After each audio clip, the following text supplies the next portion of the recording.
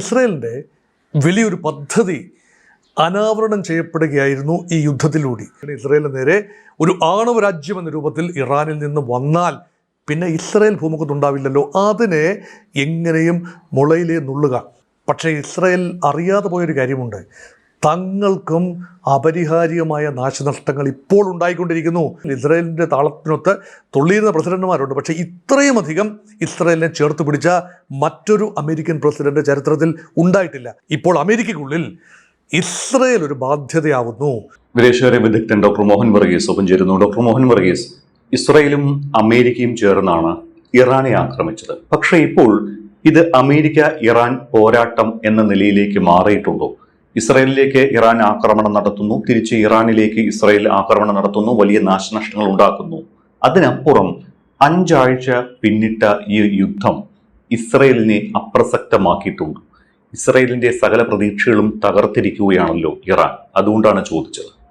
ഇസ്രായേലിൻ്റെ സകല പ്രതീക്ഷയും ഇറാൻ തകർത്തു എന്ന് ചിന്തിക്കുന്ന ഒരു വിഭാഗമുണ്ട്. കാരണം ഇസ്രായേലിൻ്റെ വലിയൊരു പദ്ധതി അനാവരണം ചെയ്യപ്പെടുകയായിരുന്നു ഈ യുദ്ധത്തിലൂടെ. ഒരു വിശാല ഇസ്രായേൽ, ഒരു ഗ്രേറ്റർ ഇസ്രായേൽ, അത് സാധ്യമാക്കുന്നതിൻ്റെ ഭാഗമായി ഇസ്രായേൽ താല്പര്യങ്ങൾക്കെതിരെ നിൽക്കാവുന്ന ആ മേഖലയിലെ പ്രധാന ശക്തി അത് ഇറാനാണ്.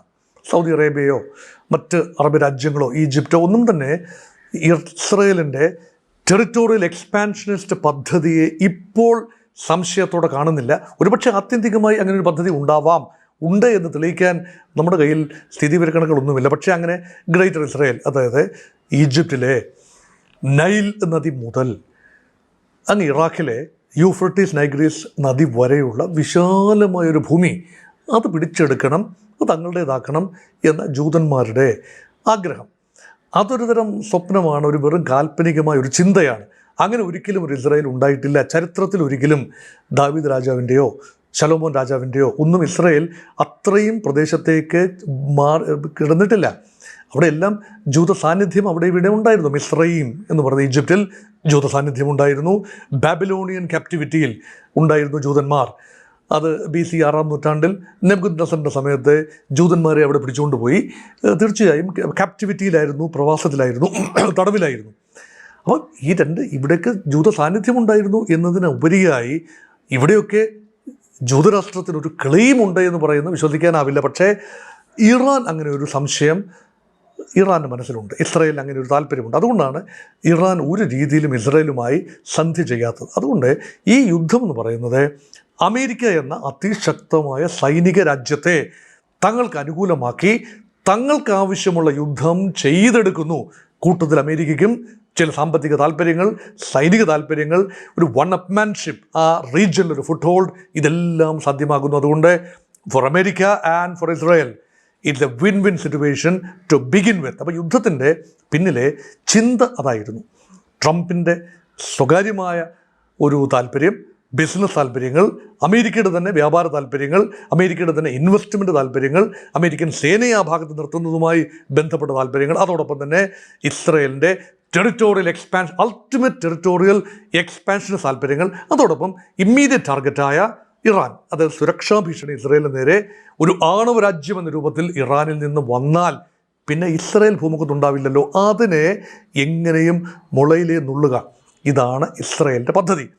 ഇപ്പോൾ യുദ്ധം 36 ദിവസം പിന്നിട്ടിരിക്കുന്നു. തിരിഞ്ഞു നോക്കുമ്പോൾ എന്താണ് കാണുന്നത്? വലിയ നാശനഷ്ടങ്ങൾ ആദ്യഘട്ടത്തിൽ ഇറാനിലുണ്ടായി. നേതൃത്വം അപ്പാടെ തുടച്ചു നീക്കപ്പെട്ടു എന്ന പ്രതീതിയാണ് ഉണ്ടായത്. കുറേയൊക്കെ അത് ശരിയുമാണ്, വെറും പ്രതീതിയല്ല. അയത്തുള്ള അലി ഖുമൈനി വധിക്കപ്പെട്ടു എന്നത് സത്യമാണ്. പക്ഷേ ഇറാൻ ക്രംബിൾ ചെയ്യും. ആഭ്യന്തരമായി ആളുകൾ വലിയ രീതിയിൽ തെരുവിലിറങ്ങി ഇറാനിയൻ ഗവൺമെൻറ്റിനെ ആട്ടിമറിക്കും. അല്ലെങ്കിൽ സൈന്യത്തിൽ ഒരു വിഘടനമുണ്ടായി, സൈന്യം അധികാരം ഏറ്റെടുക്കും. അല്ലെ IRGCയുടെ തന്നെ ഒരു വിഭാഗം ഗവൺമെൻറ്റിനെതിരെ തിരിയുകയും അങ്ങനെ ആ വിഭാഗം അമേരിക്കൻ അനുകൂലമായ ഒരു വിഭാഗമായിട്ട് മാറി അധികാരത്തിൽ ഏറ്റെടുക്കുകയും ഒക്കെ ചെയ്യും എന്ന ചിന്തയൊക്കെ പാളി. അതുകൊണ്ട് സൂചി കൊണ്ടെടുക്കാം എന്ന് വിചാരിച്ചത് തൂമ്പ കൊണ്ട് പോലും എടുക്കാൻ പറ്റുന്നില്ല. അപ്പോൾ ഇതാ JCB വരുത്തിയിരിക്കുകയാണ്. ദീർഘനാളം നീണ്ടു നിൽക്കുന്ന ഒരു യുദ്ധത്തിലേക്ക് പ്രവേശിക്കാൻ അമേരിക്ക നിർബന്ധിതരായിരിക്കുന്നു, അല്ലെങ്കിൽ അങ്ങനെയാണ് കാര്യങ്ങൾ. ആ ബിൽഡപ്പ് നോക്കുമ്പോൾ അങ്ങനെയാണ്. ഇസ്രയേലിന് പെരുത്ത സന്തോഷമാണ്. ദീർഘകാലം നീണ്ടു നിൽക്കുന്ന യുദ്ധത്തിൽ കൂടുതൽ കൂടുതൽ കൂടുതൽ നാശനഷ്ടങ്ങൾ ഇറാൻ ഉണ്ടാകുമല്ലോ. പക്ഷേ ഇസ്രയേൽ അറിയാതെ പോയൊരു കാര്യമുണ്ട്. തങ്ങൾക്കും അപരിഹാര്യമായ നാശനഷ്ടങ്ങൾ ഇപ്പോൾ ഉണ്ടായിക്കൊണ്ടിരിക്കുന്നു. ആദ്യ ഘട്ടത്തിൽ അയൺ ഡോം ഒരുപാട് പ്രതിരോധം നടത്തി. ഇറാനിൽ നിന്ന് വരുന്ന എല്ലാ റോക്കറ്റുകളെയും ഡ്രോണുകളെയും മിസൈലുകളെയും പ്രതിരോധിച്ചു അയൺ ഡോം. അവർ അഭിമാനിച്ചു അതിൽ. പക്ഷേ ഇപ്പോൾ അയൺ ഡോമിൽ വിള്ളലുകൾ, വളരെ വലിയ വിള്ളലുകൾ വീണു എന്നതുകൊണ്ടാണ് വലിയ നാശനഷ്ടങ്ങൾ, ബിൽഡിങ്ങുകളുടെ രൂപത്തിലെങ്കിലും ആൾനാശത്തെക്കുറിച്ച് കൃത്യമായ വിവരങ്ങളില്ല, വളരെ കുറവാണ് എന്നാണ് റിപ്പോർട്ടുകൾ. എങ്കിലും ആൾനാശം, സ്ഥിരീകരിക്കുന്ന ആൾനാശങ്ങളുണ്ട്. അതുകൊണ്ട് തീർച്ചയായും ഇസ്രയേലിന് ഈ യുദ്ധത്തിൽ പിടിച്ചു നിൽക്കാൻ കുറേയൊക്കെ കഴിഞ്ഞത് അമേരിക്കയുടെ സഹായം കൊണ്ടാണ്. പക്ഷേ ആവനാഴിയിലെ, പ്രത്യേകിച്ച് പേട്രിയോട്ട് തേർഡ് ആവനാഴിയിലെ ആയുധങ്ങളുടെ എണ്ണം ഭീതിതമായ രീതിയിൽ കുറയുന്നു. അപ്പോൾ ഉക്രൈനിൽ വിന്യസിച്ചിരിക്കുന്ന, അല്ലെങ്കിൽ തെക്ക് കിഴക്കൻ ഏഷ്യയിൽ വിന്യസിച്ചിരിക്കുന്ന ഈ മിസൈൽ പ്രതിരോധ സംവിധാനങ്ങളെ ഇപ്പോൾ ഇസ്രായേലിനുള്ളിലേക്കും അമേരിക്കൻ താവളങ്ങളുടെ ചുറ്റുമായി ലൊക്കേറ്റ് ചെയ്യേണ്ട അവസ്ഥയിലാണ്. അങ്ങനെയെങ്കിൽ ആരാണ് എണ്ണപ്പാടങ്ങൾക്ക് സംരക്ഷണം നൽകുക? സൗദി അറേബ്യയിലെയും കുവൈത്തിലെയും ഖത്തറിലെയും ഒക്കെ എണ്ണപ്പാടങ്ങൾക്കും ഗ്യാസ് ഫീൽഡുകൾക്കും ആര് സംരക്ഷണം നൽകും? ഡീസാലിനേഷൻ പ്ലാന്റുകൾക്ക് ആര് സംരക്ഷണം നൽകും? സൈനിക കേന്ദ്രങ്ങളെ സംരക്ഷിക്കാൻ തന്നെ ഇത് തികയാതെ വരുന്നൊരു കാലഘട്ടമുണ്ട്. ഇത് ഇറാൻ മുന്നിൽ കണ്ടു എന്ന് വേണം കരുതാൻ. കാരണം ഇറാൻ അറിയാം, ചെറുകിട റോക്കറ്റുകളും വലിയ പ്രഹരശേഷിയില്ലാത്ത മിസൈലുകളും വിടുക വഴി അതിനെ പ്രതിരോധിക്കാൻ ഒന്നിലധികം മിസൈലുകളാണ് പായുന്നത്. എന്തൊരു ചിലവാണ് ഒരു മിസൈലിന്, ശരാശരി ഒരു മിസൈലിന്, അല്ലെങ്കിൽ കേവലം $25,000 മാത്രം ചിലവുള്ള ഒരു ഡ്രോണിനെ തകർക്കാൻ അതിനേക്കാൾ 100 മടങ്ങ് പണച്ചിലവുള്ള വലിയ സാങ്കേതിക വിദ്യയുള്ള ആയുധങ്ങൾ, മിസൈൽ പ്രതിരോധ സംവിധാനങ്ങൾ ഉപയോഗിക്കപ്പെടുമ്പോൾ ആവനാഴിയിൽ അസ്ത്രങ്ങൾ കുറയും എന്നറിയാനുള്ള ബുദ്ധി ഇറാനുമുണ്ട്. അവിടെയാണ് ഇസ്രയേലിൻ്റെ വൾനറബിലിറ്റി, അല്ലെങ്കിൽ ഇസ്രയേലിൻ്റെ ദൗർബല്യങ്ങൾ വെളിവാകുകയാണ്. കിങ്സ് ഇൻ ദ ആർമർ എന്ന് പറയും. ഇസ്രയേലിൻ്റെ അക്കിലസ് ഹീൽ പതിയെ അനാവരണം ചെയ്യപ്പെടുകയാണ്. പക്ഷേ ഇസ്രായേൽ വിട്ടുകൊടുക്കാൻ തയ്യാറല്ല. ഇപ്പോഴാണ് ഏറ്റവും അനുകൂല സാഹചര്യം. ഡൊണാൾഡ് ട്രംപിനെ പോലെ തങ്ങൾക്ക് വഴങ്ങുന്ന, തങ്ങൾക്ക് യഥേഷ്ടം കൊണ്ടു നടക്കാനാവുന്ന ഒരു പ്രസിഡന്റ് സ്വപ്ന തുല്യമായ ഒരു സാധ്യതയാണ് ഇസ്രായേലിനെ സംബന്ധിച്ചിടത്തോളം. അങ്ങനെ നാളിതുവരെ ഒരു പ്രസിഡന്റ് ആ രീതിയിൽ ഇസ്രായേലിൻ്റെ താളത്തിനൊത്ത് തുള്ളിയിരുന്ന പ്രസിഡന്റുമാരുണ്ട്. പക്ഷേ ഇത്രയും അധികം ഇസ്രായേലിനെ ചേർത്ത് പിടിച്ച മറ്റൊരു അമേരിക്കൻ പ്രസിഡന്റ് ചരിത്രത്തിൽ ഉണ്ടായിട്ടില്ല. അതുകൊണ്ടാണ് ഇൻ ടാൻഡം ഈ രണ്ട് രാജ്യങ്ങളും വർക്ക് ചെയ്യുന്നത്. പക്ഷേ ഇപ്പോൾ അമേരിക്കയ്ക്കുള്ളിൽ ഇസ്രയേൽ ഒരു ബാധ്യതയാവുന്നു. ജൂയിഷ് ലോബിയുടെ താല്പര്യങ്ങളൊക്കെ നമുക്കറിയാം, അത് എക്കാലത്തും അറിയാവുന്നതാണ്, മച്ച് പബ്ലിസൈസ്ഡ് ആണ്, അതൊന്നും രഹസ്യമായ കാര്യങ്ങളല്ല. പക്ഷേ ഒരു പരിധിയിൽ കൂടുതൽ ജൂത താല്പര്യത്തെ, ജൂതരാഷ്ട്രത്തിൻ്റെ താല്പര്യത്തെ, സയനിസ്റ്റ് താല്പര്യത്തെ, ഇസ്രയേൽ എന്ന രാജ്യത്തിൻ്റെ താല്പര്യത്തെ സംരക്ഷിക്കാൻ അമേരിക്ക മുന്നോട്ട് പോയാൽ അമേരിക്കയുടെ തന്നെ താല്പര്യങ്ങൾക്ക് ദീർഘകാല അടിസ്ഥാനത്തിൽ ദോഷം ചെയ്യും. മറ്റൊരു ലോകക്രമം തന്നെ ഉണ്ടായി വരാൻ ഈ യുദ്ധം കാരണമാവും. രാജ്യങ്ങൾ മാറി ചിന്തിക്കില്ലേ? യൂറോപ്യൻ യൂണിയൻ രാജ്യങ്ങൾ, ഇപ്പോൾ തന്നെ നെയ്റ്റോ രാജ്യങ്ങൾ നോ എന്നാണ് പറഞ്ഞിരിക്കുന്നത് ട്രംപിനോട്. തങ്ങൾ സഹകരിക്കുന്നില്ല, ഹോർമോസ് തുറക്കാനും സഹകരിക്കുന്നില്ല, ഇറാനെ ആക്രമിക്കാനും സഹകരിക്കുന്നില്ല.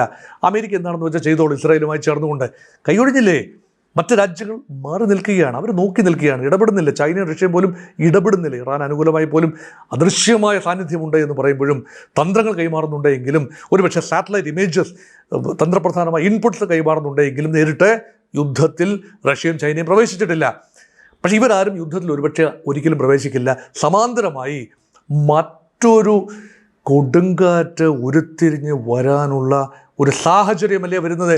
ബുദ്ധിയുള്ള അമേരിക്കക്കാർ ചിന്തിക്കുന്നുണ്ട്, അമേരിക്കൻ ഡോളറിനെ കയറൂരി വിടുന്നതിന് ശരിയല്ല എന്ന രഹസ്യമായ ചിന്ത പല രാജ്യങ്ങളുമുണ്ട്, യൂറോപ്പിൽ ഉൾപ്പെടെയുണ്ട്.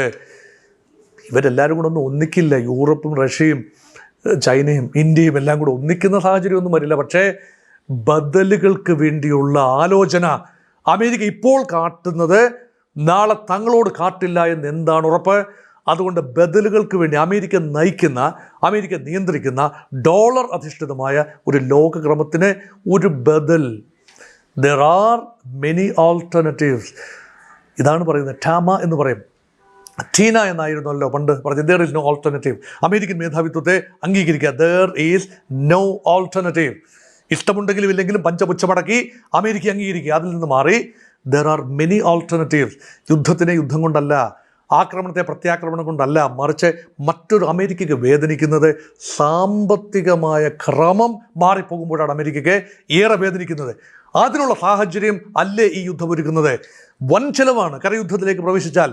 ആ ഒരു വാക്യൂം ഉപയോഗിച്ചുകൊണ്ട് മറ്റ് രാജ്യങ്ങൾ മറ്റ് ബദലുകൾ ചിന്തിക്കില്ലേ, സാമ്പത്തികമായ ബദലുകൾ ചിന്തിക്കില്ലേ, ഓയിൽ കൊണ്ടുവരാൻ. ഇപ്പോൾ ഇറാൻ ഹോർമോസ് കടലെടുക്ക്, ഇന്നല്ലെങ്കിൽ നാളെ ഇറാൻ പറയുമല്ലോ നിങ്ങൾ കൊണ്ടുപോയിക്കോളൂ, American ships are not welcome, Israeli ships are not welcome. അപ്പോൾ അമേരിക്കയുടെ തീറ്റൂരങ്ങൾ ഒന്നും തന്നെ ഫലിക്കാതെ വരികയും ലോകരാജ്യങ്ങൾ, എണ്ണ ആവശ്യമുള്ള രാജ്യങ്ങൾ യഥേഷ്ടം കടന്നു വരികയും കടന്നു പോവുകയും ചെയ്യുമ്പോൾ ഈ കപ്പലുകളെയൊക്കെ ഇറാൻ ആക്രമിക്കാതെ വിടുകയാണ് എന്ന് കരുതുക. എന്തിനാക്രമിക്കണം? അമേരിക്കൻ കപ്പലുകളെ മാത്രം ആക്രമിച്ചാൽ മതിയല്ലോ. മറ്റ് കപ്പലുകളെ ആക്രമിക്കാതെ വിടുകയാണെങ്കിൽ അമേരിക്കൻ ഉപരോധം തന്നെ പൊളിയും. മറ്റ് രാജ്യങ്ങൾ കൂടി സഹകരിച്ചെങ്കിൽ മാത്രമല്ല ഉപരോധമുള്ളൂ. ഇപ്പോൾ ഇന്ത്യ ഇറാൻ്റെ എണ്ണ വാങ്ങാൻ ഇപ്പോൾ വന്ന നീക്കമാണ്. ഇറാൻ്റെ എണ്ണ വാങ്ങുന്നു. ഇറാൻ്റെ എണ്ണ പൊതുവിപണികൾ, പൊതു കടലുകളിൽ ഇങ്ങനെ ഓയിൽ ടാങ്കറുകളിലുള്ളത് വാങ്ങാനുള്ള അനുവാദം അമേരിക്ക കൊടുത്തു എന്നാണല്ലോ പറയുന്നത്. പക്ഷേ അത് വാങ്ങാനുള്ള തീരുമാനം ഇന്ത്യ എടുത്തിരിക്കുന്നു. റഷ്യയിൽ നിന്നും വൻതോതിൽ ഇപ്പോൾ ഇന്ത്യ വീണ്ടും എണ്ണ വാങ്ങിയിരിക്കുന്നു. അമേരിക്കയുമായി കരാർ ഒപ്പിടുമെന്നുള്ള പ്രതീക്ഷയിൽ റഷ്യൻ എണ്ണ വാങ്ങുന്നത് കുറച്ചുകൊണ്ട് വന്നത് ഇപ്പോൾ പൂർവാധികം ശക്തമായി റഷ്യൻ എണ്ണ ഓൾട്ടർനേറ്റീവ്സിന് വേണ്ടിയുള്ള ബദലുകൾക്ക് വേണ്ടിയുള്ള അന്വേഷണം, ഊർജ്ജോപാധികൾ ദേശീയ താല്പര്യമാണ്.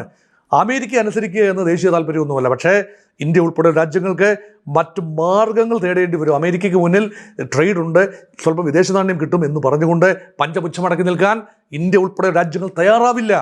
ഈ വിപത്തുകളെല്ലാം പരിഗണിച്ചുകൊണ്ട് ഇസ്രായേലിൻ്റെ താല്പര്യങ്ങൾക്ക് വേണ്ടി ഒരു പരിധിയിൽ കൂടുതൽ അമേരിക്ക നിന്നു കൊടുക്കണ്ട എന്നൊരു ചിന്തയുണ്ട്. അതുകൊണ്ടാണ് ഈ വിരുദ്ധമായ ആശയങ്ങൾ എന്ന് പറയുന്നതിനേക്കാൾ നല്ലത് ഇനഫ് ഈസ് ഇനഫ് എന്ന് പറഞ്ഞുകൊണ്ട് ഏത് നിമിഷവും അമേരിക്കയ്ക്ക് പിന്നാക്കം പോകാം. അതിന് മുൻപ് വലിയൊരു ആക്രമണം ഒരുപക്ഷെ ഉണ്ടായേക്കാം. ഇപ്പോൾ ട്രംപ് പറയുന്ന ഒരു ഡെഡ് ലൈൻ ഉണ്ട്, 48 മണിക്കൂർ.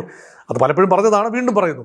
അപ്പോൾ വലിയൊരു ആക്രമണം നടത്തി വൻപൻ ആക്രമണത്തിലൂടെ ഇറാനെ കൊമ്പ് കുത്തിച്ചു എന്ന് പ്രഖ്യാപിച്ചുകൊണ്ട് വേണമെങ്കിൽ മുന്നോട്ട് പോകാം. ഇറാൻ്റെ ഭരണകൂടം തുടരും, ഇറാൻ്റെ രീതികൾ തുടരും.